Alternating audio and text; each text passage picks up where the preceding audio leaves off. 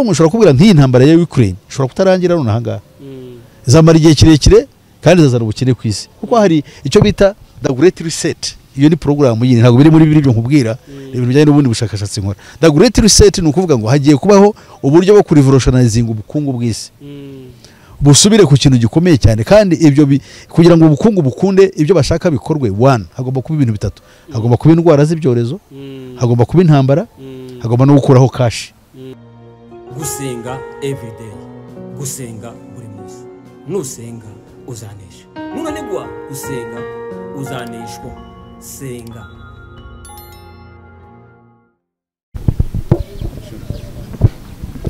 Reka tugusuhuze inshuti ya gusenga everyday, tukwakira kuri channel gusa tukubwira ngo Imana iguhe umugisha cyane. Twakira abantu mu Rwanda, mu Burundi, mu biyaga bigari mumva ikirundi n'ikinyarwanda, tubakira kuri channel ya gusenga everyday tubabwira ngo Imana ibahe umugisha guhitamo gusenga everyday. Gusenga everyday ni gusenga buri munsi. Nusenga uzanesha, nunanirwa no gusenga uzaneshwa. Senga. Abantu muri Amerika tubabwira ngo Imana ibahe umugisha, abari muri Aziya tubabwira ngo Imana ibahe umugisha, abari muri Australia tubabwira ngo Imana ibahe umugisha. Nkuko mubona kuri kamera ya gusenga everyday turi kumwe n'umutumigwa. Watangira wibwira abantu urinde uri umuntu ki? Murakoze, ndabasuhuje mwebwe bayobora gusenga everyday cyano. Nkaba nishimiye kubana namwe uyu munsi. Amazina yanjye yitwa Pastor Peter Musisi. Nkaba nanone amenyerewe n'ubundi ku nyigisho z'umurimo w'Imana dutambutsa hano kuri za cyano zinyuranye. Rero nkaba nishimiye kubana namwe, nkaba ndushuhuje n'abakurikira gusenga everyday bari hirya no hino ku isi bavuga ururimi rw'Ikinyarwanda, Ikirundi n'Ikinyamurenge n'Ikinyabwisha. Murakoze, Imana ibahe umugisha. Amen. Mwatangira musenga Imana kugira ngo twinjiye mu kiganiro n'izina. Data wa twese Imana ihoraho y'ukuri, dushima izina ryawe rihebuje byose. Turakwinginze kugira ngo ubane natwe muri gahunda dufitiye yo kuganira ku byerekeye ibijyanye cyane cyane n'inzira y'agakiza aribwo buhungiro nyabwo bw'umuntu. Wemereye kubana natwe nk'uko ubuntu bwawe n'imbabazi zawe nyinshi ziri, kandi ari uyobora intambwe z'ibitekerezo byacu, ari utuyobora mu byo tugomba gusubiza no kuvuga. Byamurije mu izina rya Kristo Yesu umwami wacu. Amen. Amen. Tukumenyereye mu biganiro byinshi cyane, abantu bakuzi ku bijanye no n'iby'agakiza, n'iby'amatorero n'ibindi bitandukanye. Ugiye uvuga uyu munsi se waduteguriye iki kuri channel gusenga everyday? Ya ni bla bla byo mwashaka ko tuganira twabiganira. Twashaka kuganira ko kubijanye n'itorero. Nta kibazo rwose, itorero ni ikintu zikwiriye kuvugwaho cyane muri kino gihe kiruhanyije. Ubwo twakiganiraho nta kibazo. Ndibwira ko ushobora kuvuga ku itorero dukurikije uko mubona twese tugasangira. Yego. Kuko buri muntu afite ibitekerezo bye cyangwa afite uko abona ibintu. Iyo tubiganira rero biba byiza tukabiga icyerekezo twumva kijyanye no kwa Bibiliya. Ubona ko hari amatorero menshi atandukanye kandi dukoresha Bibiliya imwe, ari ugasanga imyizerere iratandukanye. Biva kuki? Icyo impamvu bivaho, ubundi itorero nyaryo ryari rishingiye ku ntumwa. Itorero ry'intumwa rishingiye ku mbaraga z'Umwuka Wera rijyanye no guhamya Kristo, niryo ryari itorero nyaryo. Bigeze mu kinyejana cya 4 habaye impinduka zikomeye cyane zaturutse ku mwanzi, bituma itorero ryigizwe imihango ya gipagane yo twita Druidism, yari isanzwe ijyanye n'imandwa z'abanyaburayi za kera. Ibyo rero byatumye itorero rihinduka. Kumara imyaka hafi 1200 itorero rigendera kuri uwo murongo. Tugize amahirwe mu kinyejana cya 16 mutangira ari kinyejana cya 16 habaye impinduka zaturutse ku Mana, ntabwo zaturutse ku muntu. Uwitwa Luther, Martin Luther, ubwo yahagurukaga akabona yuko ibyakorwaga mu by'ukuri byari ubupagani, aza kuzana rero impinduka. Gusa izo mpinduka yazanye suko yasubiye, ntabwo nawe ntiyasubiye ku rufatiro nyarwo rw'intumwa. Ku rufatiro nyarwo rw'intumwa rwari rushingiye kuri principle y'Umwuka Wera. Yesu ajya mu ijuru yaravuze ati, ntimusohoke ngo muve mu murwa, maze murindire ibyo data yasezeranyije. Hanyuma rero y'ibyo data yasezeranyije ni ibihe? Umwuka Wera w'Imana. Aho rero ubupagane buziye, hakomeje iyo gahunda ya liturujia isanzwe, cyakora habaho guhinduka ko kuvuga yuko imihango yakorwaga muri Kiliziya Gatolika ya gipagane ivaho koko, noneho habaho inyigisho ariko zishingiye kuri sola scriptura, ku byanditswe. Ibyanditswe ubwabyo ariko nubwo byahumetswe n'umwuka wera w'Imana, ntabwo byakora none ubikoresha cyangwa birimo ubwo adafite uwo mwuka w'Imana. Ubwo rero nyine cyarageze haza ubukonje bukomeye, nubwo hatangiye rero kugenda haza abantu bumvaga yuko hagomba kubaho reforms zigomba gukomeza. Hatangiriye cyane cyane abo twibuka ni nk'ababatista, hanyuma hakurikiraho abametodiste, ariko abo nabaje hanyuma. Ubwo ira faze ya Baruteri, Anglikani, abitwa ba Zwingli, abitwa ba Calvin, abo turaba iyo tsinda iyo faze tuyivuyemo. Twije rero mu bandi bashatse kugira icyo bahindura, aribo ababatista bagaruye imbatizo mu mazi menshi, kandi icyo cyari ikintu kiri biblical. Abametodiste bo baje bigisha holiness, ibyo ryo bijyanye na Bibiliya, yuko tugomba kugira holiness cyangwa kwera, umuntu akagira gucyaruka kuko Imana. Uwitwaga John Wesley n'abana umuntu we Charles, ibyo nibyo bakoze. Hanyuma rero hagati aho muri iyo struggle haza kwijura ubundi buyobe bushingiye ku mayerekwa. Ubundi amayerekwa yaraje muri Kiliziya Gatolika, ibyo twita amayerekwa cyangwa apparition, byabanje kuberaho bita Guadalupe muri Mexico mu cyamagana 534. Satani rero amaze kubona yuko icyo kintu kuri abantu yaje no mu giprotestante azana amayerekwa. Haza bitwa Joseph Smith waje wigisha iby'abamorimori n'uriya mugore witwa Ellen White, kugeza no kuri witwaga Charles Taze Russell w'Abayehova. Iyo tubyita ubuyobe bushingiye ku mayerekwa bwaje muri Protestant movement. Hanyuma gato Imana ikora ubutangaza, nibwo iduhumuye amaso tugaruka kuri icyo bita the Pentecostal movement, yatangiranye n'ikinyejana cya 20. Ubwo ahitwa Azusa Street hatangiraga amateraniro yahoragaho y'ububyutse. Muri ubwo bubyutse muri Azusa Street ni umwuka yongeye noneho abantu gusubira ku mbaraga za mwuka wera. Ariyo movement dukoresha twese muri kino gihe yivuga butumwa bwa evangelical and Pentecostal movement. Ibyo birakora abantu koko bagaruka mu mbaraga za mwuka wera. Yesu arigaragaza mu murimo w'Imana, ibitangaza byakorewe mu gihe cy'intumwa biragaruka. Twese duhumutse amaso kugira dusubire ku rufatiro. Ariko as we progressed, cyane cyane tugaruka mu kinyejana cya 20 hagati, hadutse ubuyobe bwo twita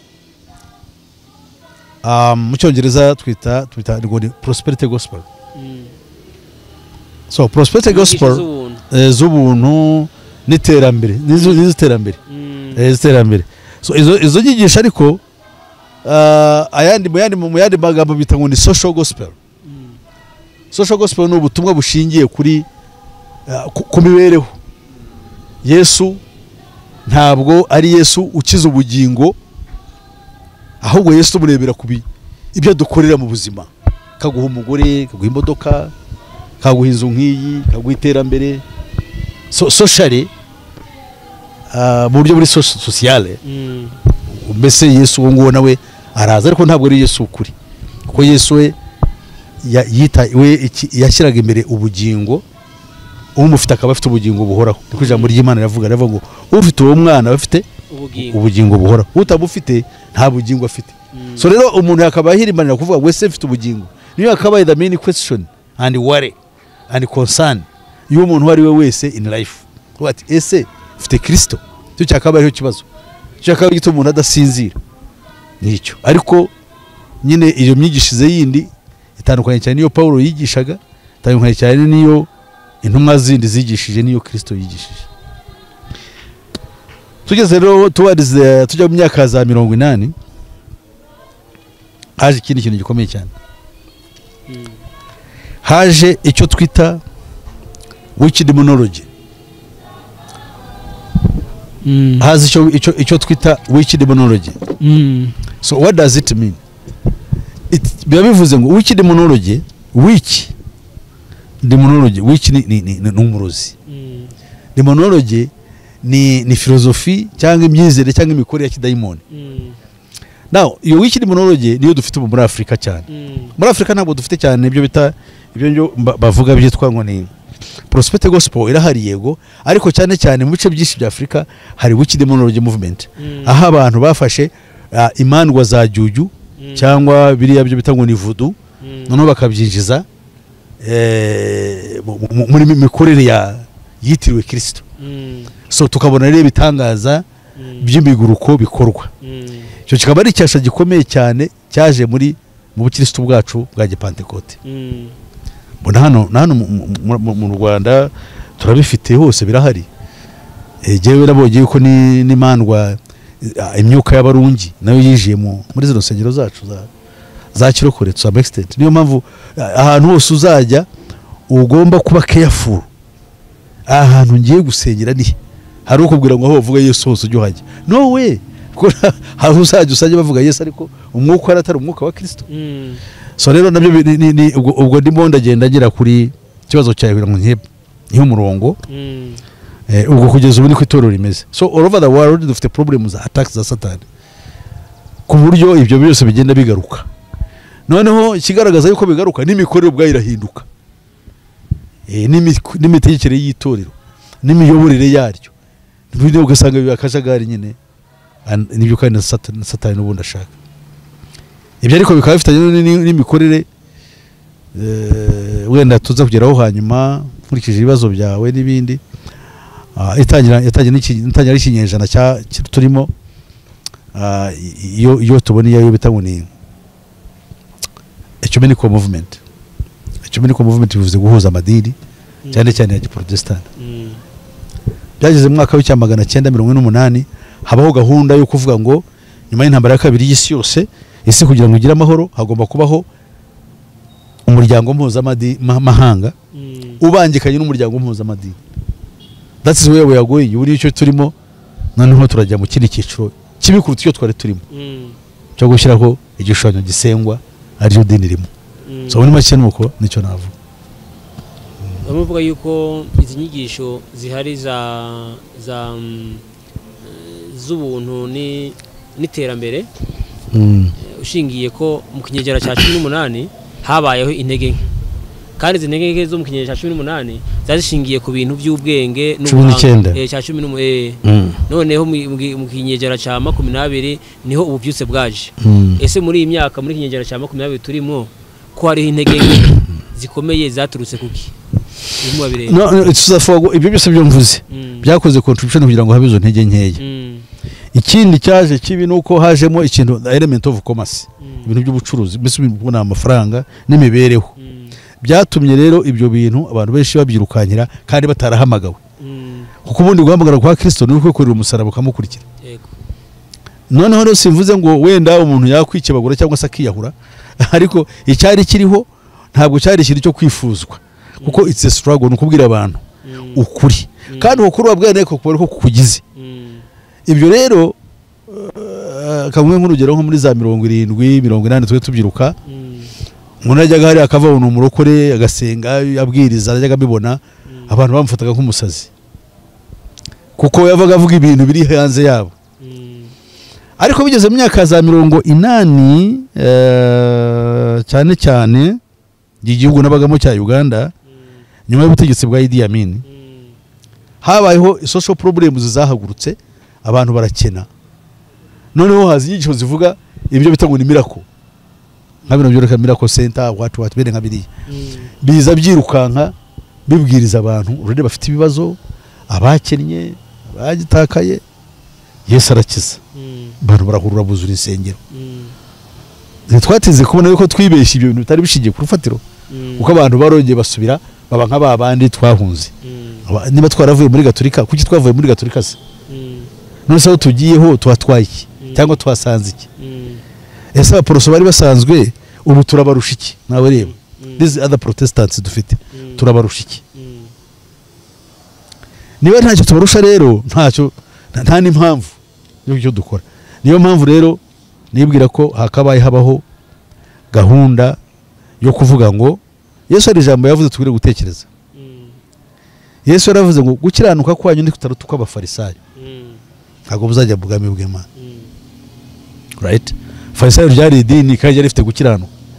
Ko bari abantu bari baritandukanyije kandi bakurikiza amategeko. Ariko ko twiza amategeko kwabo ntabwo kwari kwarahinduye kamere yabo. Yesu abitegera arebye rubanda rwamukurikiraga aravuga ati rero nimudakiranuka kurusha abafarisayo ntabwo muzajya mu bwami bw'Imana. None natwe tudakiranuka kuruta abo tugaya twavuyemo ntabwo ushaka kuzajya mu bwami bw'Imana. Ukiri ngaho ese ntibyaba bituruka no ku nyigisho baba bigisha inyigisho imwe ko bijanye n'inyigisho shingiro za doctrine zigira nko kwicuma ugasanga bigisha nka doctrine imwe kuri doctrine zishingiye kuri Bibiliya. Ntabwo byaba bituruka kuri izo mpamvu? No, erega ubone doctrine se niki? Doctrine bivuze teaching. Yego. Nukuvuga uko wigisha cyangwa instruction uko uyobora abantu. Iyo rero doctrine yawe igomba kuba iri spiritual ishingiye ku byanditswe. Yego. Nabishingiye ku byanditswe fundamentally ibyo Yesu yavuze akavuga ngo nimutavuka ubwa kabiri. Ibyo yabwite umusaza nde Nikodemo. Nimutavuka ubwa ntabwo muzajya mu bwami bw'Imana. Iyo niyo principle ya mbere dukwiriye gutekerezaho. Once you utwita born again, isn't it? Amadini yose azakubwira ngo ni Pentecostal born again, what ya mazina turayita meza. Ariko born again in the practical terms mu buryo bweruye agomba kuba ari umuntu koko wavutse ubwa kabiri koko. Yesu yasobanuye neza aravuga ngo ikibyawe n'umwuka n'umwuka n'ikibyawe n'umubiri n'umubiri. Niba tukiri mubiri rero ntabwo twari twaba kuvuka kubyarwa n'Imana. Ubwo rero icyo kintu aho kantu ruvuga ngo tugomba gushingira ku kantu gato tugahindura principle yacu tukubakaho gahunda yacu. Yesu yaravuze ngo nimudakiranuka nk'abakurusha abafarisayo nzajya mu bwami bw'Imana. Icya kabiri nimutavuka ubwa kabiri ntabwo muzajya mu bwami bw'Imana. Ni ukuvuga ngo goro yacu ni iyi ni ukujya mu bwami bw'Imana. Ibyangombwa turabifite? That's the question. Ntabwo tutinda mu bintu kuvuga ibi twe tukora ibi cyangwa za principles whatever you may say. Doctrines zose zigomba kuba ziri biblical. Yego. Ntabwo twamufukambere ko ziri spiritual. Kuko mu gihe zihakana bimwe. Yego. For example hano mu kirokore cyacu dufite ibibazo bikomeye cyane. Hari abemera ibi hari abatabyemera. For example hari abemera gushingira hari abemera kurobanurira abagore kuba abapasitoro abandi bakabihakana. Haravuga ati umugore agomba gutwikira umutwe mu gihe agiye guhanura cyangwa asenga abandi batashwi. Izo conflicts why are they kuki zigomba kubaho kandi turi bamwe? Ni ukubera ko ntabwo tuyoborwa n'umwuka umwe. Nekereza ukiri ngaho kuri ibijyanye n'abagore n'abagabo nibaza ko yaba ari discipline y'itorero atari doctrine kuko doctrine ishingiye ku Bibiliya kuko hariho bibliologie hariho za christologie hariho za pneumatologie hariho za anthropologie mwene zijanye ibyo byose those are just ni philosophies abantu bishyiramo. Yego. Simply mu buryo bworoshye the gospel the simplicity of the gospel yo igomba kujyana n'ijambo ry'Imana. Yego. Ntabwo igomba kujyana na ologies nyinshi cyane abantu bagenda bazana for the sake of it. Ibyo dushaka kuvuga ngo Bibiliya iravuga iki kugira n'umuntu utagiye mu ishuri abirebe abyumve kuko ntabwo Bibiliya ntabwo the Bible is not put in place ntabwo yandikiwe intellectuals. Yego. Yandikiwe the common man kugira ngo ayumve namara guhabwa umwuka wera ayandstand yumve ikivuga kandi ayikurikize. So rero je nkaba nibwira ko ibyo byo bavuga za discipline n'ubutabijyamo cyane kuko byazana impaka ni kuko ufite uko byumva ufite uko byumva ariko icyo ushaka kubwira ndakwereka differences dufite kandi zitari ngombwa.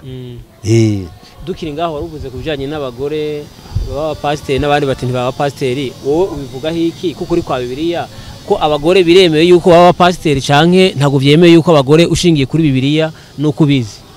Jewe nkurikije Bibiliya uko nyibona uko ivuga ntabwo umugore akwiriye kuba umushumba w'itorero. Kubera iki impamvu? Impamvu iranditse muri Bibiliya. Yego. Niba Bibiliya ivuga ngo umugore ntakigisha cyangwa ategeke umugabo okay kandi n'umugore ntayobora umuryango yego for example abari babona umuryango ugizwe n'umugore n'umugabo n'abana uyoborwa n'umugore iyoborwa n'umugabo ariko mu Rwanda barimo barabikora hari itegeko ryasohotse rivuga ngo nyuma yo maze kurongorana kuko ukera umugore n'umugabo niwe warongoraga umugore akarongorwa none barabihinduye no kurongorana you know ubwabyo no kubyica muzajya mwumvikana uzaba chef urugo uyu munsi bihinduke ejo abuyundi bishobora kujya mu bikora ko ni nk'ibyo abatinganyi bakora muri abatinganyi bari babiri umbaga akagira roro y'umugabo undi akagira roro y'umugore kandi bahuje ibitsina right nibyo rero bashaka no kutuzana ni ibintu biza mu ibanga ariko bigamije kuzana icyo bita social disorder Pastor Kingaho kubijanye no gushingira abagore n'abagabo ko iri jambo Paulo yabwiye avuga ku bagore yari mu rwandiko rwa mbere rwa kabiri rwa mbere rw'Abatesalonike no kuvuga ngo aya magambo yabwira Timoteyo hari impamvu Paulo yandikira Timoteyo niko biri yandikira Timoteyo aya magambo nuko Timoteyo Paulo yaramusigiye itorero rya Efeso noneho Paulo aragenda agiye gufungwa nyuma yo gufungura arikugwa ari Makedonia niho yumvise yuko Timoteyo ari mu rusengero abagore baravuga batese buriya Timoteyo yaba yarakebwe se ati Imana izadukorera umugiriki ni utuyoboye Paulo yandikira abarabandikira avuga ati rero sinshaka yuko umugore hagira ikintu avuga mu iteraniro no kuvuga ko hari kubabuza ariko ntabwo ari kuvuga ko kugira inshingano niko nabitekereza kugira inshingano za pastor ubivuga heki ari iyo bidashikije cyane ibyo sibyo bintu byanditse muri Bibiliya erega Bibiliya yo tuyiga niyo ubwayo dufata ibyanditsemo all commentaries n'ibindi abantu bagiye bakora n'amateka baza bakayishyira ntabwo dushobora kubyemera we want only scriptures byatowe bigashyirwa mwahangaha bikemera Bibiliya ijya gutora bikagiramo ibitabo 66 nuko hari n'ibindi bari gikitize kubera izo mpamvu rero tugomba kuvuga ngo ibiri ahangaha biraduhangije kuduhesha ubugingo buhoraho abantu bavuga ibindi bituranye n'ibyo ngibyo byazatubazwa ku munsi w'imperuka ko ntabwo bijyanye n'ibyahumetswe icyahumetswe nicyo duha agaciro cyonyine ukuri noneho kuhari kugira ngo none kuri ikintu tugitambuke dukomeze n'ibindi abantu bateze amatu gusenga everyday kukijanye nuko umudamu yaba pastor cyangwa yaba bishop wabiha umwanzuro kuvuga ko Bibiliya ivuga nuko uko Bibiliya ivuga nuko nguko yuko itorero ry'Imana wifuza kuba umwepiskope bayifuje umurimo mwiza agomba kuba ari umugabo ufite umugore umwe ntabwo ari umugore ufite umugabo umwe it's not even vice versa kandi ntabwo tubifata mu rwego rwo kuvuga ngo niki hari byanditswe ntajyamo none ahangaha kuko ntabwo ari byo nshaka kwigisha gusa ndakwereka my stand nkuko binsabye kandi ntabwo usiciraho iteka utabyemera atyo ariko genda avuga ngo iyo umuntu avanye ku kintu cy'ukuri abayobye Bibiliya mu rwandiko rwa Yakobo 5:19 kugera ku 20 ravuga ngo umuntu uzafasha umuntu akamukura mu nzira yayobeyemo azaba akije ubugingo urupfu uvuga ngo iyo akantu gato yadukora dushobora kuyobya kandi ingaruka zabyo nizitubona ingaruka zabyo nakajagari ngo perezida wa Republika y'u Rwanda bivuze bakiga amatorero ndage ndumwe bakigiwe ariko aravuga ko nakajagari of course nanjye was hurt ariko nkareba ngo harimo ukuri akajagari se kubera iki kuko biraje ubwo kubisaha umuntu akihatitire ngo ndibigize rute umugore akamwambika ingoro ati wowe uri pastor yembaye bishop undi ati ni reverend ibyo bintu mu by'ukuri kandi ugasanga iyo bimaze kubikora bityo kakajagari ntabwo kaba gikurikije Bibiliya kaba gakurikije inyungu kandi nta ubaza kuko umuntu abantu bose bibirikare ibintu bya Bibiliya abantu bose bari ignorant so biraborohera rero kugira ngo abantu bakitinge bababeshye kuko nta muntu wigisha ibintu bya Bibiliya ashyizeho umwete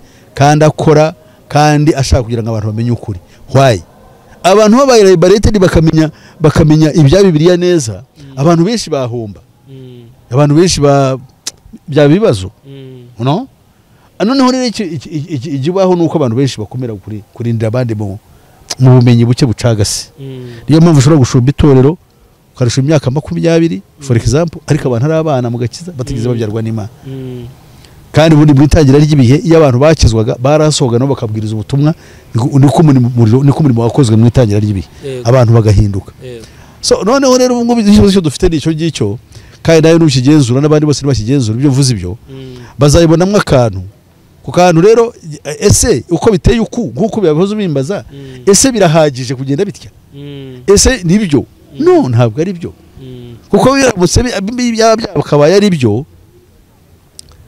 twakabaye dufite ikimenyetso yuko ari byo umwuka wera yakabaye ahari erega buryo umwuka wera yaradusezeranyije kuzatuha ubundi yitwa ingwate yaduhawe mu buryo bwo kuba ingwate kuri twe kugeza ku munsi w'amateka uwo ni umwuka wera w'Imana ntabwo ari ikintu twiyita ntabwo ari ikintu dukina umuntu akikubita hasi cyangwa akarashya cyangwa agatitira umwuka wera araje no umwuka wera ni a union of Christ and you Kristo akaba muri wowe nawe ukaba muri we niko yavuze nimba muri jye nanjye nkaba muri mwe cyo ni ikintu gikomeye cyane ntabwo ari ikintu cyo kuvuga ngo azajyaza yidena tureke nitubyira tugahamiriza tukabyina cyane tukabira ibyuya akamanuka cyangwa dusirimbye akabona kutwinjiramo no agomba kuba muri twe tugaragara ko that we are born of God turi abana b'Imana ibyo rero ntabwo bivuze ngo turi abamarayika ariko uwo mwuka wera uri muri twe niwo mwungeri w'ubugingo bwacu niwo tweza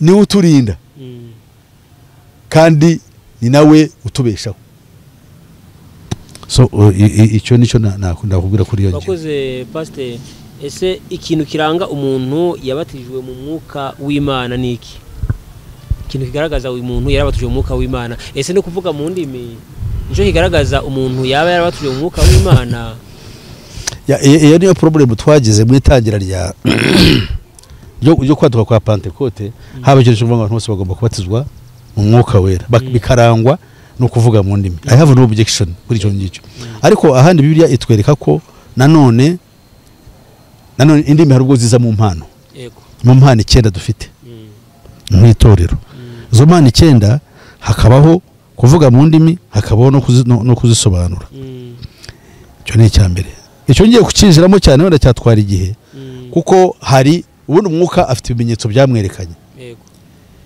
umwuka wera ajya kwaduka bwa mbere ku mugaragaro yaje mu ishusho y'inuma ahagarara kuri Yesu Kristo abatizwa hari undi wahagazwe n'ishusho y'inuma se nta wundi igihe cy'intumwa habaye ibintu bibiri bikomeye bavuze mu ndimi ariko zumvikana kuko buri wese iby'Imana byavuzwe mu ndimi zumvikana ariko bitubujije Pawulo hari aho yavuze indimi z'abamarayika izo ntabwo twabyijiramo ntabwo twabihakana hari umuntu yavuga yenda mu rundi rurimi nta kibazo ariko agasobanura ibikubiye muri ibyo bintu ariko indimi zavuzwe on the Pentecostal day zari indimi ziki zo mu isi zivugwa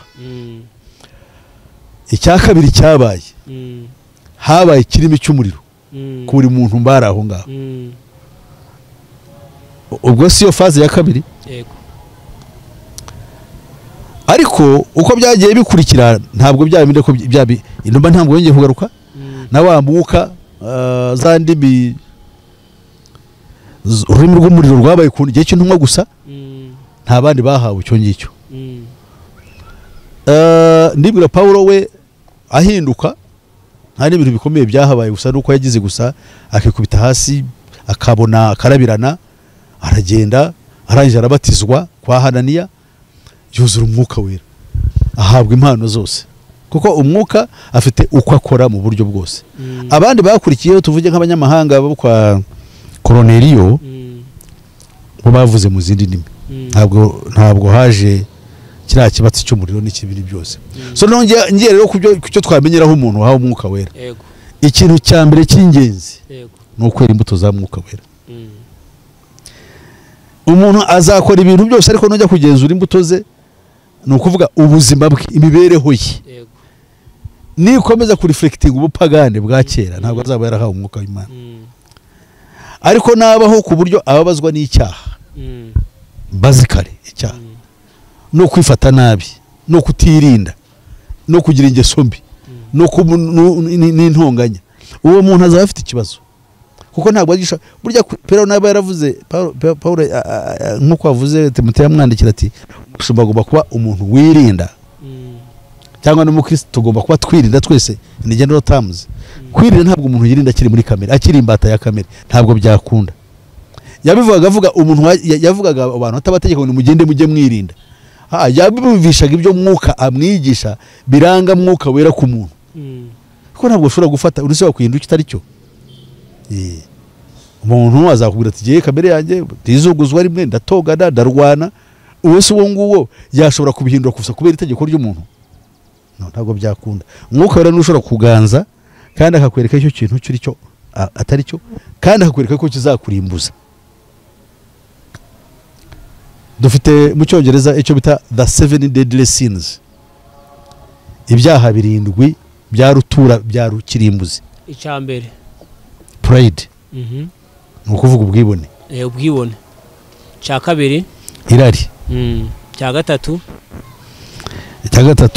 ishyari cya kane indambi cya gatanu ubunebwe cya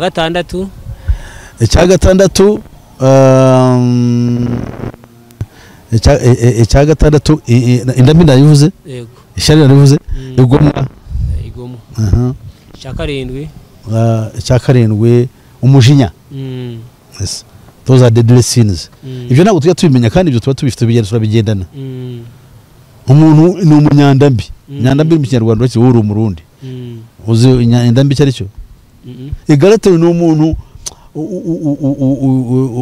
ukunda mbese ibiryo wenda nini ushaka kurya cyangwa n'umuntu ugwa nabi aya igaratero ni umuntu urya gusa kuko hariho irari ryo kurya hakabona irari ry'amaso ry'umubiri byo mu cyongereza lust riri kubararikira nk'umugore abantu mudahuje igitsina noneho hakabaho na envy ni ishyari kuvuga ngo kuki ufite ikintu nk'iki umuntu bikambabaza ko agifite ibyo nta n'amategeko abitegeka Paulo muri ibyo bintu bivuga bati ariko n'amategeko ya Paulo ariko avuga aravuga ngo ibyo nta mategeko agira ate abihana umuntu ufite se wamenya ngo arabifite ariko they are deadly ninde se ubikuraho ibyo bintu ni Kristo muri twebwe right so udafite Kristo rero ibyo ntabwo wabiva mu mategeko yandi wayubahiriza isabato wayijyamo ntiwanasambana yewe ntiwanakwiba ariko ibyo bintu mu gihe bikurimo nta muntu wabigenzura ariko kandi babikwica bigukora nabi turakomeje noneho ku bintu by'itorero hari ikintu uvuze ikintu bita isabato uravuga ati abantu badasenga ku isabato ni icyaha abandi bakavuga ati ntabwo ari icyaha abandi bakavuga ati ni byiza gusenga ku cyumweru abandi ati ku isabato ese urabivuga iki ko Bibiliya ivuga iki ukuri kuhari ariko se abantu bafite ikibazo gikomeye cyane ubundi Imana yataze ibimenyetso bitatu in history yego Aburahamu yamuhaye ikimenyetso cyo gukebwa kibitegeko ridakuka iteka ryose yego abana ba Isirayeli bavuye mu gihugu cya Egiputa bahabwa ikimenyetso gikomeye cyane cy'amasabato n'isabato ubwayo yaje muri ya mategeko ane twebwe twahawe natwe ikimenyetso ari umwuka wera twe turi torero ntabwo turi abayuda umwuka wera nicyo kimenyetso cyacu abayuda n'abandi bashamikiyeho baje bihishe nakuye ko bari abazanwe n'ubuyobe bo bigisha yuko ndetse turi n'abayuda abayuda bo mu mubiri n'abara mu mubiri sinzi bo mu mubiri cyangwa bo mu mwuka ariko wibuke ko bari abahabwa kiriya kimenyetso abana ba Isirayeli iyo dusomye gutegeka kwa 2:5 hadusobanurira neza yuko impamvu Uwiteka yabahaye ikiruhuko cyitwa isabato nuko bari abacakara ujye wibuka yuko wari umucakara mu gihugu cya Egiputa ngiye nk'umunyamahanga ntabwo urize umucakara mu gihugu cya Egiputa ariko nari umucakara w'iki nari umucakara w'icyaha icyaha nagikijijwe n'iki nagikijijwe na Kristo niyo mpamvu rero yampaye ikimenyetso cyo kuruhuka kwanjye muri we mba nduhutse abavuga rero amasabato kuko bari impamvu bavuga iby'umubiri kuko nese kuruhuka ku isabato byagukura ibyo zo deadly sins nkubwiye 7 deadly sins no way ariko Kristo niwe ukuramo cya kindi kandi yamare gukuramo cya kindi aguha kuruhuka noneho pastor ihangane gatoya mwitangira abantu baruhukaga ryari mwitangira ry'ibihe abakristo bari ku wanted urabyumva ni uguhigwa ntabwo rero bashobora kuruhuka ubundi kuruhuka cy'urugo gitangwa na leta ese abayuda abayisirayeli bigeze baruhuka bari muri Egiputa bakira abacakara baruhutse ari uko babonye independence bakagira igihugu cyabo bakagira n'umwami wabo n'iki. So twebwe rero umwami wacu ni Kristo kandi ubwami bwacu ntibwari bwaza. Turi mu isi turahigwa turangwa nibwo bukristo nyabwo.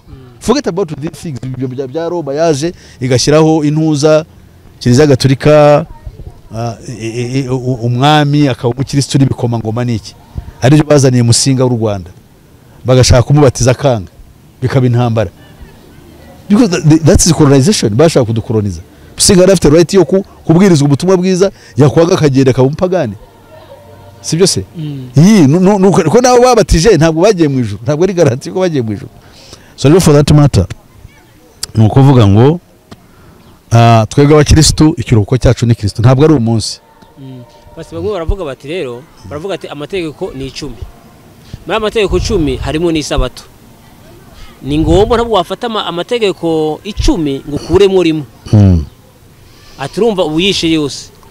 Abandi bakavuga ati rero isabato yahawe abayuda twebwe turabanyamahanga ntabwo twahawe isabato ahubwo twe twahawe agakiza kubw'ubuntu. Urabivuga yihe nukuvuga ngo abantu bavuga ngo umutegeko rya karindwi ayimini rya kane ryavuyemo barabeshya dore impamvu babeshya. Hano haravuze ngo kuko Abaheburayo 4:4 kuko hari aho yavuze iby'umunsi wa karindwi iti Imana yaruhutse imirimo yayo yose ku munsi wa karindwi kandi nanone ngo ntibazinjira mu buruhukiro bwanjye. Nuko rero ubwo bisigariye bamwe kubwinjiramo ba bandi ba kera bumvise ubutumwa bwiza bakaba barabuje kubwinjirwamo no kutumvira Imana yongera gutoranya umunsi ari wo uyu munsi wa none. Uwo munsi ari wo wuyu ivugira mu kanwa ka Dawidi nubwo hashize igihe kirekire cyane ya magambo yamaze kuvugwa haruguru ngo uyu munsi nimwumvira ijwi ryayo ntimwinangire imitima. Nukuvuga ngo uyu munsi wa kazoba iyo uhindukiriye Yesu uba wije mu itegeko rya kane uburuhutse kandi uba ufite garanti yo kuzinjira muri cya kiruhuko cya data wa twese yaruhutse amaze kurema byose. Amen. Abavuga rero ngo ubu ngo bari mu isabato bararuhutse ngo kandi ngo no mu ijuru bazayiruhuka ngo kandi twibutse ibyiremwa they are wrong barabuze. Ese twibuka iremwa cyangwa twibuka Kristo? Twibuka Kristo. Yes, ibyiremwa se duhuriye nabyo kuko ibyiremwa isi ya kera igiye gukurwaho. Bibiliya irasobanura neza ku buryo budasubirwaho ko isi ishya n'ijuru rishya nibyo dutegereje. Wowe ukajya mu byiremwa bibyarangiye. Aravuga ati nimwishimire ibyo ngira nte ibyo ndimo kurema. Kandi ibyo ndimo kurema ibyo ngibyo nishimira ibyo mwishimira niryo juru rishya n'isi ishya byo turimo. Data we arakora ari mwararema aradutegurira tuzajya. We not concerned with the old world. Iyo twari turimo turajya mu kintu gishya. Kandi icyo kintu gishya itangiro ryacyo ni Kristo. Kuko ntabwo twajya mu ijuru rishya n'isi ishya by'Imana yaremye tutabitwayemo na Kristo.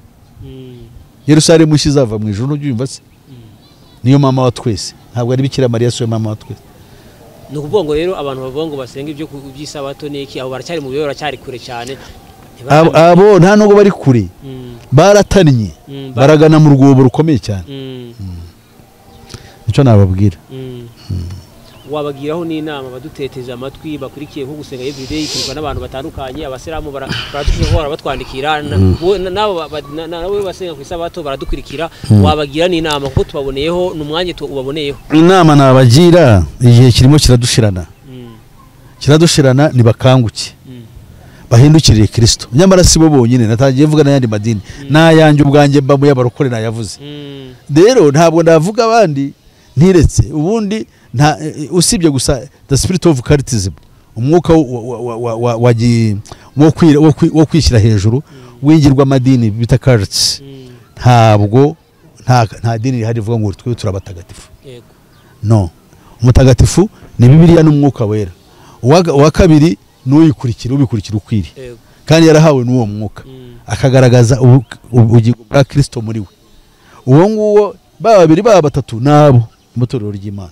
kuri iki cy'isabato nyine ni twakuvuze ngo iki cy'isabato wagiha umurongo neza uko kuri bibiri ivuga abakurikiye gusenga everyday bumve kubijanye uko ahantu haba hariho impaka nyinshi zijanye by'isabato bakavuga ati abantu basenga badasenga ku isabato mwe mwaraguye mwebwe ntabwo muri mukuri mwe mwica amategeko ya nibyo nkubwira gusenga ku isabato ese ubundi ari umunsi wo gusenga bari mukora natagiye nkubwira abatubanjirije basengaga ku cyumweru umunsi wa mbere iminsi 7 niwo munsi basengeragaho bakoraga ibintu bibiri gusenga no kumanyagura imitsima ni naho ibintu byakorwaga gusozeranya impiya n'ibindi bintu byose ntago basengaga hamwe n'umunsi w'abayuda abayuda babaga bari mu masinagogi ku munsi wa gatandatu cyangwa se ku munsi wa karindwi noneho abakristo ntago bigeze bivanga n'ibyo bintu bo umunsi wabo bateranaga ntabwo wari ikiruhuko abantu babyumve kuba ikiruhuko byazanywe n'ingoma y'abaroma ubukristo umaze kujya ibwami bumaze kuba ubwiruka buvuye bwari buri mu bihanamaga no mu buvumo bwagiye ibwami n'umwami yabaye umukristo cyo gihe umwami afite uburenganzira avuga ati shizeho ikiruhuko umwami w'abami Constantine noneho twebwe icyo tuvuga turavuga ngo ese mbere yaho byagendaga bite mbere yaho abakristo ntabwo bagiraga umunsi wo kuruhuka ariko bagiraga umunsi wo guterana wabaga ku munsi wa mbere y'iminsi 7 yes nkabaro nibwira yuko wabihinduye ikiruhuko na wa wundi ukita ngo ni ikiruhuko cy'inyamaswa ngo ni ikimenyetso cy'inyamaswa bombi baragana mu kurimbuka kuko yushizeho ikiruhuko Kristo bumukuyeho Kristo niwe ikiruhuko cyacu kuko twe turaba Kristo iwacu ni mu ijuru no tuzima ingoma ya Kristo tukisanzura tukaba mu mahoro ese ubu ngubu babona yewe mu Kristo ubu ni mu Kristo jya mu Kristo mu isano yabaho ate ko ari intambara ninde se umwemera ubu se ubu ngubu ubwo tuyoborwa n'ingoma z'abapagane nizo tubwira mukora iki mujya ha mukora iki rimwe na rimwe usanga ibyo n'ibyo batubwira bitajyanye n'ubutumwa bwiza ariko kubera ko dufite divisions amadini tutashyira hamwe bamwe ugasanga nyine batutabye mu nama bakurikiye bari muri biriya kandi abo ngo bakurikiye twe tubitabagambanye yes baba tugambanira kuko ntabwo ijwi ryacu ryakumvikana kandi hari habaduhakirwa kamwereke ikibazo cyabaye gikomeye mu byakozwe n'intumwa burya abanyamadini ari babi cyane 24 hari amagambo agira ati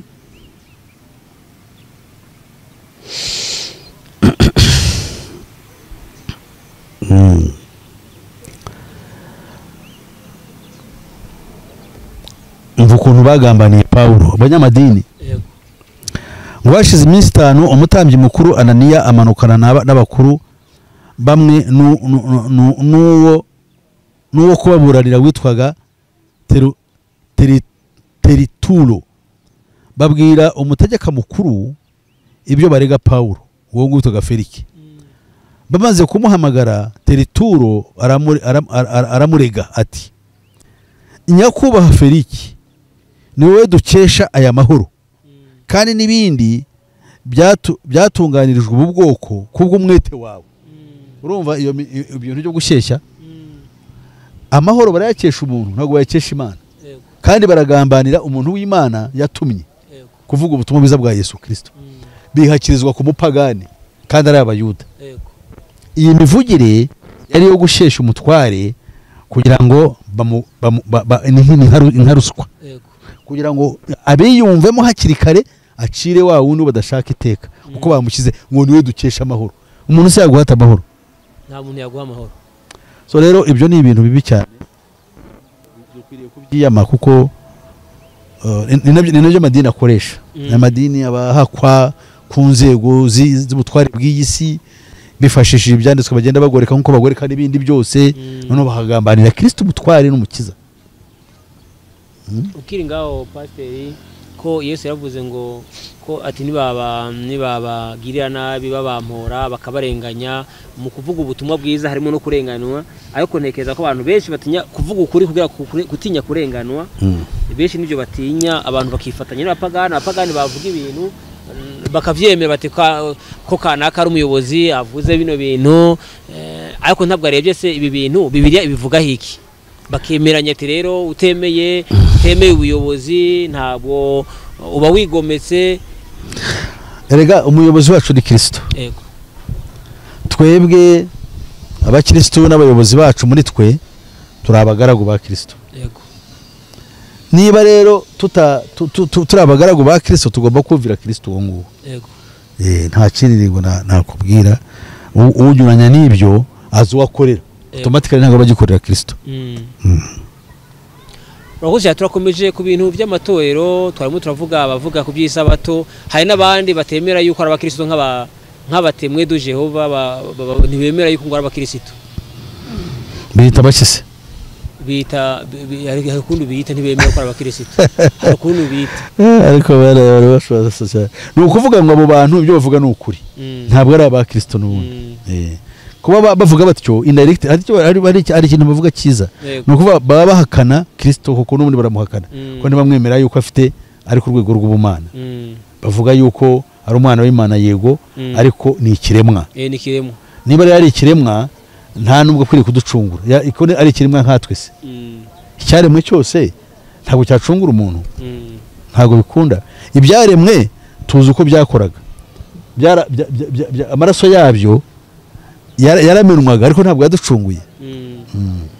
Kristo impamvu amaraso ye tuyemera nuko Kristo ari Imana yambaye umubiri kandi uwo mubiri ntugiremo icyaha kuko atari ikiremwa. Ibyaremwe byose bifite icyaha na Satani nawe ni umunyabyaha na marayika. Imana ngo ni imiriro ikorera Imana ngo ariko nabo Imana babonamo gukiranirwa. Rero byasabaga rero umuntu unyuranye n'ibyo ngibyo uri kureva unyuranye n'ibyo. Yes. Se ubuyobe bw'amadini ubona ariho ku isi biraterwa n'iki icyicaro turimo ukibona gute naho turimo twerekeza? Icyicaro turimo yego mu buhe buryo? Mu buryo bw'itorero ukuntu rimeze muri iki gihe tugezemo. No itorero rimeze nabi nta torero rihari. Nimvuga ntyo kubera ko ritahari ihangane. Nimvuga ntyo ntabwo mba mpakanye ibyanditswe. Ibyanditswe biravuga ngo Uwiteka azabi. Yego. Kandi barahari. Yego. Ariko abo ngabo bazwi n'Imana. Ariko tugiye kubireba muri rusange ngo hari abantu ngo bari hariya ngo n'abantu b'Imana. Ibyo uwabihamya nawe kabisa yabaza akabimenyesha uburyo bihamya ahahera. Ubwo gihe rero amatorero nyabamo ndabizi ibiberamo ndabizi. Ntabwo navuga ngo nahari hariya hose hari icyo kibazo that weakness is there. Ari nacyo twarwanaga nacyo kugira ngo twongere dusubire ku rufatiro rwo gutangira bundi bushya irindi vuga butumwa rishya ry'abantu bake ariko bubaha Imana kandi batekereza apana iyisi ahubwo batekereza ijuru.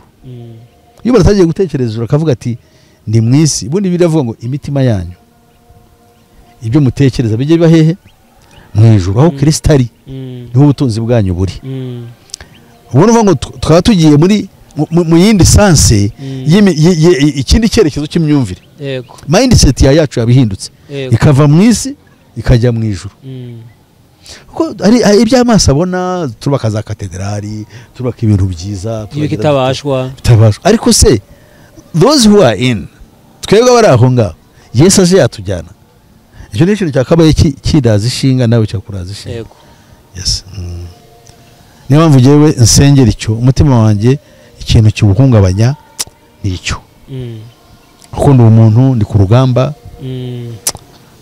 hari akantu wanyita kumvangiza ndishishe umunezero wanjye no kumva yuko mfite amahoro soko nariye soko mfite amafaranga kuri konte angana atya ahubwo no kuba yuko ndi at peace ndi Christ ndi mfite Kristo nta kibazo ufitanye nawe. Iyo hajemo akantu niho kantera impagara nkumva ndababaye. Na Kristo arabizi ariko wavuze yuko nta torero rihari wavuze urebye n'amaso uri goreba ndavuga mu bifatika n'amaso urebe ibi bigaragara rega bira na Paulo ku gihe cye ajya kuvuga rya jambo uzi ko yarivuze amaze gusaza yakoze umurimo igihe kirekire kandi avunika aravuga ati gesigaye imeze nk'ibiswa ku gicaniro ati avuga abantu bazanye ubuyobe benshi abitwa ba Filete abitwa ba Alexanderi abitwa n'abandi ntazi aravuga ati abo ngabo bakoze ikintu kibi. Ariko yari amaze gukura abwira Timoteyo aragatira umwana wanjye nubwo bimeze bityo aravuga ati ikime urufatiro ruracyahagaze yego dore ikimenyetso cyanditsweho ngo Uwiteka azabe. Ibyo ubwacyo kirahagije. Uwiteka azabe kuko yumvaga atashobora guhakana nkuko na Eliya we yakoze icyaha cyo guhakana. Yego. Imana ikamubwira ngo wibeshya mfite birindwi byanjye. Yego. Paulo we ntabwo ari ko yabigenje. Paulo yakoze ibitandukanye. Yamaze kubona ibyo byose bibabaje aravuga ati ariko Uwiteka azabe barahari. Nanjye yo nkavuga ngo Uwiteka azabe up to now. Yego. Urakoze.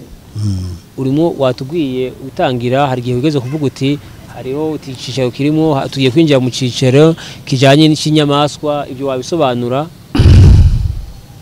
Navuze ngo tugiye kwinjira mu ciciro cyitwa igishushanyo gisengwa. Igishushanyo gisengwa.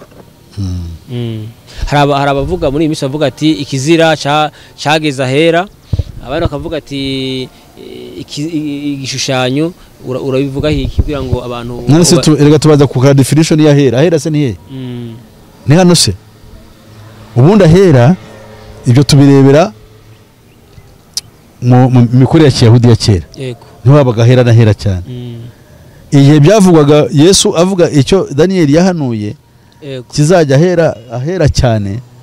Ahera ni igihe abapagani b'abaroma bazaga bagasenya bakajya kuri arutari bakahakorera ibizira bakahicira n'abantu. Icyo cyari ikimenyetso cyagombaga guhabwa cyahawe abayuda yuko icyo gihe cyo kurangira kwabo no kubahora guhora inzigo kigeze. Ahera ho kuri iyi si ntihari, ariko dufite ahera hazaza mu cyumweru cya 70 dutegereje kuko rwarushaje rw'iri Yerusalemu razarwubaka. N'ubu ngubu hari imyivumbagatanyo n'ibikoresho barabihagejeje. Twe twiringira ko bazongera kurwubaka, bakongera kurwubaka, bakongera gukora imihango yabo hakitwa hera nanone nk'uko bo babifata. Kuri ngaho go rusengero ruzubakwa itora ikihari cyari zaba ryarazamutse ko abantu bavuga bati hari abantu bavuga yuko Antikristo azakora itoro ryarazamutse, abandi ati Antikristo azakora itoro ikihari. Abiriya byo nta n'umuntu wabijyaho, nta n'umuntu wabiciraho urundi rubanza kuko ibyo se bizana n'agakiza after all. Ntabwo ibyo bizana agakiza kuko hari byo ta pre-tribulation, hakaba ibyo bita mid-tribulation, hakaba ibyo bita post-tribulation. None ibyo bintu hari bamwe babyumva ukwabyo. Ngiye ku ruhande rwanjye nibwira ko muri tribulation muri ya myaka 7 hazaza cyo bita Imana izasuka cyo bita inzabya rw'umujinya wayo, kandi zo ntabwo izasuka ku isi itorero rihari kuko itorero ntabwo rizarimburirwa hamwe n'abanyabyaha. Ariko ibindi bisigaye nk'ibimenyetso 7 impanda 7 ibyo nibwira n'ubu byaratangiye turi hano bose. Izi ntambara zose wumva barimo bararoga amazi amafi arapfuye barapfa ibintu biracika. Barimo bazakoresha intwaro zandikiriye zikomeye cyane. Ibyo turabizi yuko bizabaho, ariko cyagiye Antikristo ko ibi byose icyo bita New World Order ugicyumva. New World Order no guteguriza Antikristo kuza officially akagaragara akicara ku ntebe nk'umucunguzi w'abari mu isi. Urumva aho rero uwo nguwo je nibwira ko ntabwo Imana kumena umujinya wayo irwana na Antikristo mu ntambara ya Magedoni abakristo ntabwo bazaba bagiye. Ariko ibi byose bisigaye inzabya 7 ariko se utabyemera cyo ntabwo ravuye ko ibi no buhanuzi. Nta utabyemera cyo afite ukuri n'ababyemera, ariko je niko mbyemera ngende pre-tribulation. Ariko tribulation imvuga ni za nzabya 7 zizamenwa ku isi mu guhora inzigo kw'Imana. Ntabwo vuga ibimenyetso 7 impanda 7 wapi, ndavuga ibyo ngibyo gusa. Muri byahishwe harimo ibyo bintu ko ari bitatu: ibimenyetso, impanda n'inzabya. So inzabya nibwira ko inzabya arizo zizasukwa itoro rya Kristo ridahari. Aragiye. Warimo atubwira rero ko igihe turi warimo avuga igihe shikizira gihagaza here cyitabo turavuga ngo hari kindi gihe tugiye kwinjiramo. Yes, iyo epoch tugiye kwinjiramo no kwinjiramo ubushyira igishushanyo gisengwa. Byaratangiye n'ubu ngubu ariko bikorwa mu ibanga. Nk'ubu ngubu hari batangiye icyo bita ngo ne Abrahamic family, bamaze kwibakira hano bita Doha. Abasilamu Doha ni hehe? Mu United Arab Emirates iraza Dubai. Bamaze kwashyira ibimenyetso bitatu by'ingenzi cyangwa ingoro. Ingoro imwe ihagarariwe na papa, iya kabiri ihagarariwe n'uwitwa Imam Ahmed Ali Tayeb, iyo ni y'abayisilamu, akaba rero nihagarariwe na iy'abayahudi, ikaba yaritiriwe wahoze ari umuyahudi ukomeye cyane w'umwigisha witwaga Rabbi Moshe Ben Maimon. Ubwo rero abo ngabo ni ubutatu bagenda bavuga ngo umuryango wa Aburahamu ukwiriye kwisuganya kongera ugasubira ku kintu kimwe. Byumvikane ko uko bagenda ibintu babyenyegeza, kandi imikorere no kwizera bizajya bikurikiza imikorere ya gihindu yo kumedita. Na Buddha urumva ubwo icyo ta 5 major religions of the world, harimo nyine abo ngabo batatu, hakabamo n'ababuda n'abahindu. Ubwo rero bagiye gukora nyine ikintu kimwe, ko gusenga imisengereza bishingiye ku medita. Ibyo bintu bitanu pastor utarajaho wagenda usobanura kimwe kimwe mbere yuko uza gukomereza ukavuga ngo ababuda bizera ibi, abahindu ukabivugaho gato, ariko ugenda ubivuga imizerere yabo ku buryo wahita ukomerezaho. No, ibyo ngibyo abakristo nyine abizera Kristo. Twizere ko Kristo azaza. Yego. Abayahudi bo bizera Masiya nyine yuko azaza. Yego. Ariko twembi twizera ukuri. Kuko bari abamwizera yuko azaza kandi kuko azaza nabwo azanabacungura. Twe twizera yuko Yesu Kristo azaza. Ariko mwibanga dukurikije gahunda iriho ya New Age, bavuga ko aya matorero yose y'abakristo ngo akora nk'ikinyabiziga cyo kwihutisha gahunda yo gushyiraho ahubwo antikristo. Iyo ni ibanga rikomeye, ntawe navuga ntuyu, ariko bo niko bavuga bari bayobora isi baba Freemason n'abandi ba Illuminati. Bo bemera ko amadini yinga bamaze kuyafata cyane cyane uhere nyuma y'intambara ya kabiri y'isi yose, yuko akora nk'ikinyabiziga cyo ahubwo ahetse gahunda yo kuzana antikristo. Nkuko bo baravuga ngo nkuko Yohana Batista yateguriye kuza kwa Kristo, niko n'amadini ya Gikristo niyo ategurira kuza kwa antikristo. You know, kandi ubundi byakabaye itorero ryakaba ritegurira kuza kwa Kristo. So abayisilamu rero b'abasuni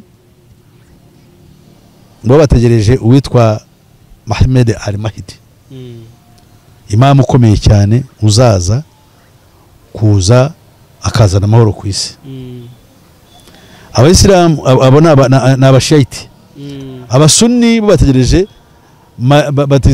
bategereje Isa ibn Maryam uzaza akaza kwica uwitwa Al-Dajjal, uzaba ufite ijisho rimwe.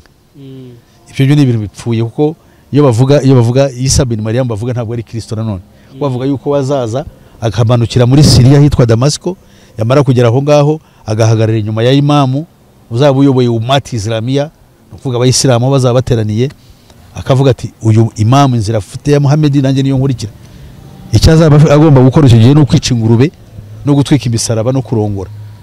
Ibyo ngibyo ubu rero ntabwo Yesu utegereje. Ibyo ni ikiririsha no tutazi rero. Noneho rero bari ababuda bategereje Maitreya uzava ku misozi miremire ya Himalayas akaza kuzana amahoro ku isi. Hanyuma rero bariya abahindu bategereje uto Krishna. Naza gukora iki wo Krishna? Krishna no umwana w'Imana Abrahimi.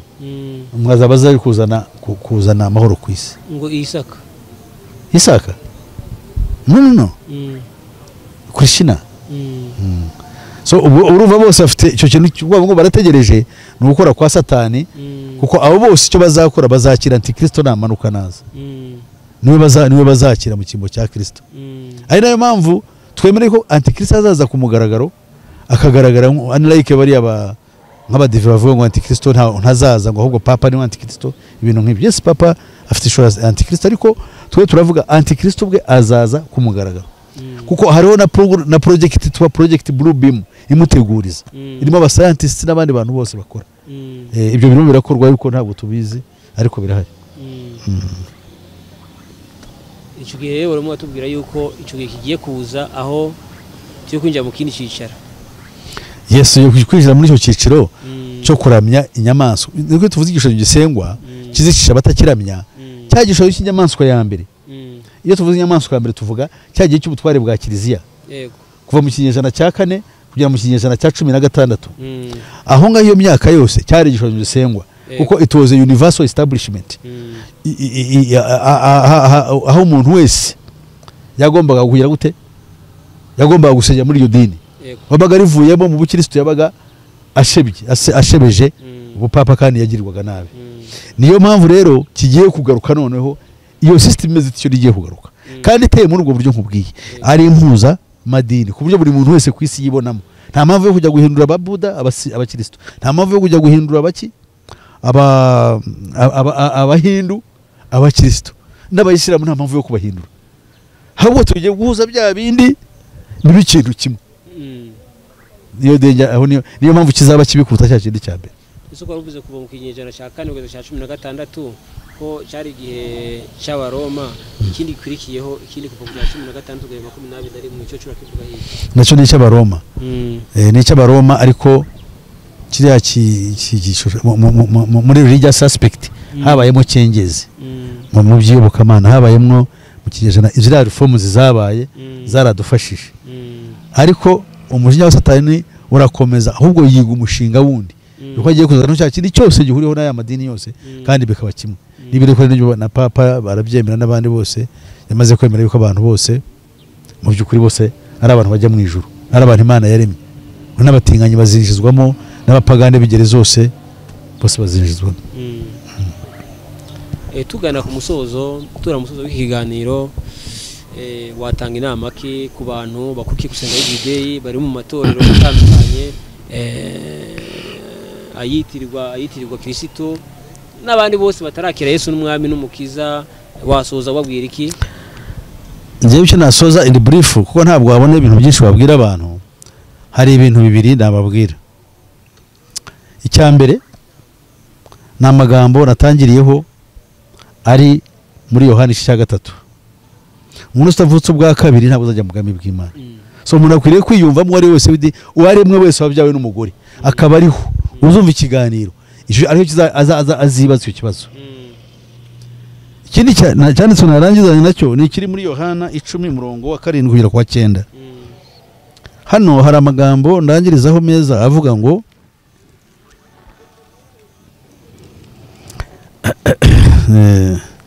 kuko niko kurokoka kw'abantu Yesu yaravuze ku munwa wa 7 ngo nuko Yesu arongera arababwira ati nukuri ndababwira yuko ari gerembo ry'intama abambanjirije bose bari abajura n'abanyazi ariko intama ntizabumvise ni gerembo umuntu niyinjira muri jye azakizwa azinjira sohoke kandi azabona uruguri cyo niyo jambo nabwira abantu bose kwinjira muri Kristo niwe buhungiro bwacu abaye first of all utabyaho ubwa kabiri ntafite Kristo kandi uwamaze kubyarwa ubwa kabiri akakira Kristo uwo ngo yinjiye mu ruguri niyo solution ikibazo kiri ku isi ibyo by'umuntu akwiriye kumenya ese ni muri Kristo Yesu iyi si ahijya ntabwo ushobora kuba wayimenya wowe mushobora kubwira nk'iyi ntambara ya Ukraine ushobora kutarangira none ahangaha izamara igihe kirekire kandi zazana ubukene ku isi kuko hari icyo bita the great reset iyo ni program yindi ntabwo biri muri bibiri nkubwira ibintu bijyanye n'ubundi bushakashatsi nkora the great reset ni ukuvuga ngo hagiye kubaho uburyo bwo kurivolutionizing ubukungu bw'isi busubire ku kintu gikomeye cyane kandi ibyo kugira ngo ubukungu bukunde ibyo bashaka bikorwe hagomba kuba ibintu bitatu hagomba kuba indwara z'ibyorezo hagomba kuba intambara hagomba no gukuraho cash saturation hakabaho ibintu by'imiyaga ibyo bita cryptocurrency cryptocurrency ni ukuvuga ni ibintu amafaranga agendera mu muyaga kubwira amafaranga ntuyafate ngo yamenye aho ari yes akajya agaragara rero muri byo bita ngo ni biriya bikorotso byo bita trip coin babita ngo ni no babita ngo ni